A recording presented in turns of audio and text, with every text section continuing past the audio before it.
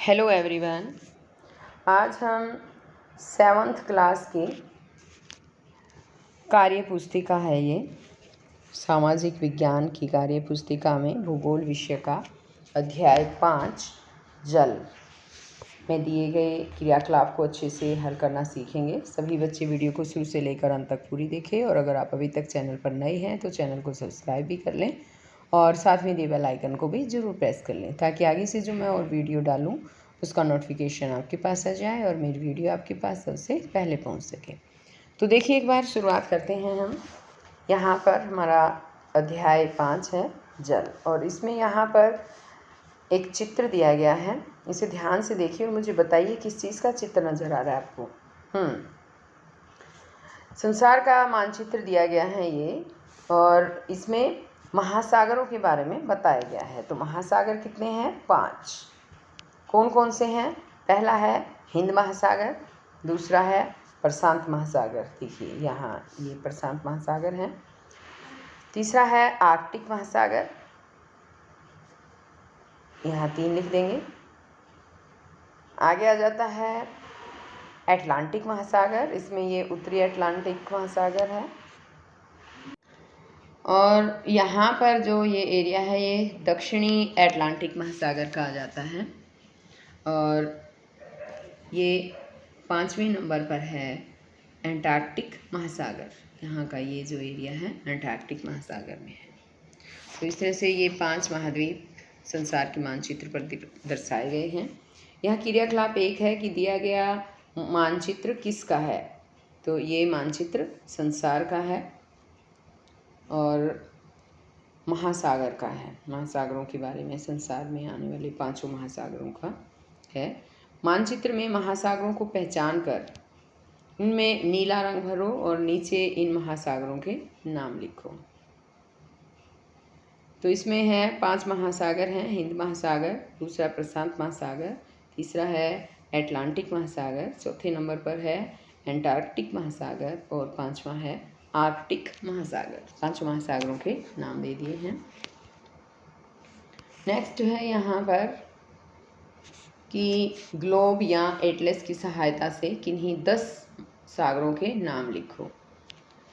तो इसमें हम लिखेंगे भूमध्य सागर, कैरिबियन सागर, दक्षिणी चीन सागर, बेरिंग सागर, काला सागर, मृत सागर, कैस्पियन सागर, तस्मान सागर, अरब सागर और लाल सागर। अब यहाँ पर आगे है नेक्स्ट में कि भारत के दक्षिणी तट पर कौन सा महासागर है, नाम लिखो। तो इसमें है हिंद महासागर। महासागरों का जल खारा होता है, क्या तुम बता सकते हो ऐसा क्यों होता है?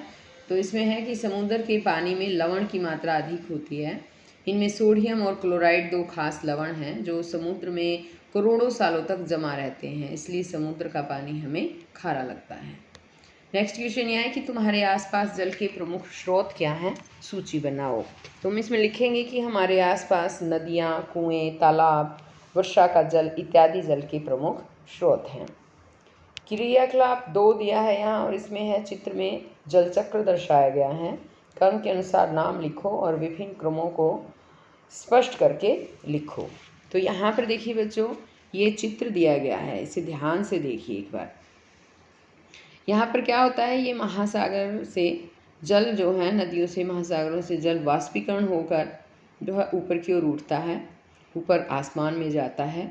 यहाँ पर जो ये जलवाष्प होते हैं संघनित हो जाते हैं, इकट्ठे हो जाते हैं, और इकट्ठे होने के बाद ये बादलों का रूप धारण कर लेते हैं। ये ऐसे बादल बन जाते हैं, और बादल बनने के बाद जब ये बादल आपस में टकराते हैं तो फिर वर्षा के रूप में धरती पर वापस ये पानी जो है वो आ जाता है। तो ये पूरा जल चक्र है, इसमें दर्शाया गया है। आगे यहाँ है कि जल बजट से तुम क्या समझते हो। तो इसमें है कि जल बजट एक क्षेत्र या जल निकाय में प्रवेश करने वाले और निकास होने वाले पानी की मात्रा को मापने का एक उपाय है। जल संरक्षण क्यों आवश्यक है, इस क्वेश्चन में हम लिखेंगे क्योंकि वर्षा का जल हर समय उपलब्ध नहीं रहता, अतः पानी की कमी को पूरा करने के लिए जल संरक्षण आवश्यक है। नेक्स्ट क्वेश्चन है कि विश्व जल दिवस पर तुम अपने साथियों को जल संरक्षण के बारे में कैसे बताओगे? तो इसमें हम लिखेंगे कि विश्व जल दिवस पर हम कोई रोल प्ले करके या कोई पोस्टर लगाकर जल संरक्षण के बारे में बताएंगे। पृथ्वी पर स्थल भाग की तरह समुद्रों में भी ऊंचे पर्वत, मैदान और गहरी खाइयाँ होती हैं। समुद्र के अंदर भी ज्वालामुखी फटते हैं। ऐसा होता है तो समुद्र के तल में भूकंप आते हैं और इससे समुद्र में ऊंची लहरें उठती हैं। जब ये लहरें तट के पास पहुंचती है तो काफ़ी ऊंची तथा भयंकर हो जाती हैं। ये लहरें सुनामी कहलाती हैं। ये तटीय क्षेत्रों को काफ़ी नुकसान पहुंचाती है। ऐसा दिसंबर 2004 में हिंद महासागर में हुआ था। अब इसी पर आधारित क्रियाकलाप 3 में कुछ क्वेश्चन दिए गए हैं कि जब समुद्र या झील की सतह पर तेज़ हवाएं चलती है तो पानी पर उसका क्या प्रभाव पड़ेगा। इसमें लिखेंगे समुद्र या झील की सतह पर तेज़ लहरें चलने से लहरें उठती हैं। यदि तूफानी हवाएं और ऊंची समुद्री लहरें होंगी तो इसका समुद्र तटीय भाग पर रहने वाले लोगों पर क्या प्रभाव पड़ेगा। तो इसके आंसर में हम लिखेंगे कि तटीय क्षेत्र के लोगों को बाढ़ व तूफानी हवाओं के कारण घरों को छोड़ना पड़ेगा, उनका काफ़ी नुकसान हो जाएगा। यहाँ पेड़ पौधे और जीव जंतु मारे जाएंगे और तटीय क्षेत्र के लोगों का जीवन अस्त व्यस्त हो जाएगा। क्रियाकलाप 4 में है चित्र बनाओ पाठ्यपुस्तक की सहायता से। तो आपकी पाठ्यपुस्तक में ये चित्र दिए गए थे जो मैंने यहाँ पर बनाए हैं। ये लघु ज्वार भाटा की स्थिति दर्शाई गई है। ये जो है समकोण की तरह जो है इसकी स्थिति होगी और ये दीर्घ ज्वार भाटा की स्थिति है। ये दीर्घ ज्वार भाटा की स्थिति जो है ये बिल्कुल सीधी होती है। तीनों सूर्य, चंद्रमा और पृथ्वी जो है तीनों सीध में होते हैं। इसमें होता क्या है कि सूर्य और चंद्रमा का शक्तिशाली गुरुत्वाकर्षण बल के कारण जो है पृथ्वी की सतह पर ज्वार भाटे आते रहते हैं। ठीक है, तो ज्वार भाटे जो है 2 तरह के होते हैं। एक दीर्घ ज्वार भाटा होता है, एक लघु ज्वार भाटा होता है। तो इसमें यही बताया गया कि इनके किस किस तरह से ये आता है। तो पूर्णिमा और अमावस्या है, इसके दिनों में सूर्य, चंद्रमा और पृथ्वी तीनों एक सीध में होते हैं और इस समय सबसे ऊंचे ज्वार आते हैं। इन्हें जो है दीर्घ ज्वार या जो है वृत्त ज्वार भी बोलते हैं। लेकिन जब चांद अपने प्रथम और अंतिम चतुर्थांश में होता है तो चांद और जो सूर्य है उसका गुरुत्वाकर्षण बल विपरीत दिशाओं में महासागरीय जल पर पड़ता है। इससे जो है वो निम्न ज्वार भाटा यानी कि इसे लघु ज्वार भाटा भी कहते हैं, ये ज्वार भाटा जो है वो आता है। अब यहाँ पर आगे है कि नाविक के रूप में तुम ज्वार भाटा का कैसे उपयोग करोगे। ज्वार भाटा में नाविक मछली पकड़ने के लिए समुद्र में जाते हैं, तो मछली पकड़ने के लिए ही यूज करेंगे। आगे है ज्वार भाटा से क्या फ़ायदे हैं। नेक्स्ट क्वेश्चन में है ज्वार भाटा से क्या फ़ायदे हैं। इसमें है यहाँ पर एक सेकेंड कि ज्वार भाटा मछली पकड़ने व विद्युत उत्पन्न करने में फ़ायदेमंद है। मछली भी पकड़ी जा सकती हैं और बिजली भी पैदा की जाती है। कल्पना करो तुम समुद्र किनारे खड़े हो, बताओ किस समय समुद्र का पानी तुम्हारे नज़दीक आएगा और किस समय दूर जाएगा। तो ज्वार के समय, ज्वार और भाटा 2 होते हैं, तो ज्वार के समय जो है वो नज़दीक आएगा और भाटे के समय दूर जाएगा। क्या तुमने किसी नदी को बहते हुए देखा है? स्थलभाग की नदियों के समान ही महासागरों में भी नदियाँ चलती हैं। इन्हें धाराएं कहते हैं। ये 2 प्रकार की होती है, ठंडी धारा तथा गर्म धारा। तो नदी तो आपने जरूर देखी होगी बच्चों, है ना। आगे क्रियाकलाप 5 के नीचे दी गई तालिका में विभिन्न धाराओं के नाम दिए गए हैं। पता करो कि ये गर्म है या ठंडी तथा वे किस महासागर की धाराएं हैं। तो यहाँ पर देखिए धारा दे रखा है, इनका नाम दे रखा है। ये है गल्फ स्ट्रीम, ये गर्म होती हैं और महासागर का नाम है उत्तरी अटलांटिक महासागर। ब्राज़ील धारा है, ये गर्म और ठंडी दोनों ही होती हैं। दक्षिणी अटलांटिक महासागर की धाराएं हैं ये एक आगे आ जाती है हम्बोल्ट धारा, ये ठंडी धारा होती है। प्रशांत महासागर की धारा है। क्यूरोशियो धारा है, ये गर्म होती है, प्रशांत महासागर की धाराएं हैं। और पश्चिमी ऑस्ट्रेलियाई धारा जो है वो ठंडी होती है और ये हिंद महासागर की धारा है। आगे यहाँ क्रियाकलाप 6 आ जाता है कि बताओ क्या कारण है कि जिन तटीय क्षेत्रों में के निकट गर्म जलधाराएं बहती हैं वहाँ प्राय वर्षा होती है। तो इसमें है कि तटीय क्षेत्रों के निकट गर्म जलधाराएं बारिश लाती हैं क्योंकि वे हवाओं में नमी की आपूर्ति करती हैं।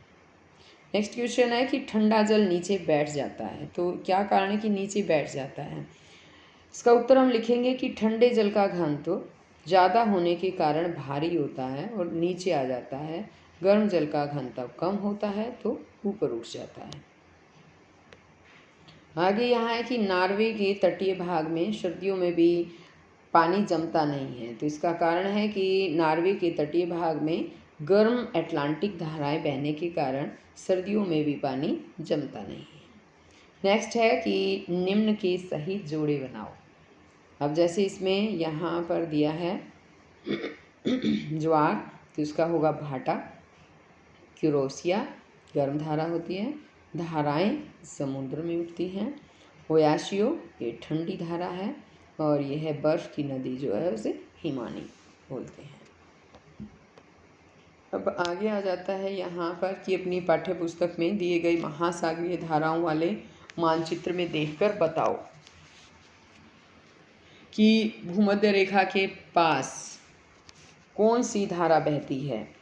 इसमें गर्म धारा बहती है।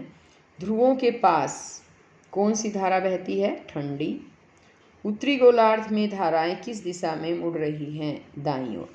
तो इस तरह से इस पर टिक भी कर सकते हैं आप और लिख भी सकते हैं।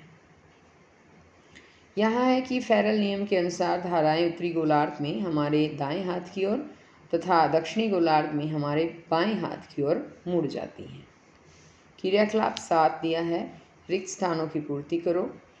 डैश जलधाराओं के मिलने के स्थान पर मछलियों को पर्याप्त भोजन मिल जाता है, तो ये गर्म व शीत जलधाराएं आएगा यहाँ पर। आगे है कि लहरों की शक्ति का प्रयोग डैश उत्पादन के लिए भी किया जाता है, ऊर्जा उत्पादन के लिए किया जाता है। नेक्स्ट में पूछा है इसने कि गर्म महासागरीय धाराएं डैश अक्षांशों से डैश अक्षांशों की ओर तथा ठंडी महासागरीय धाराएं डैश अक्षांशों से डैश अक्षांशों की ओर बहती है।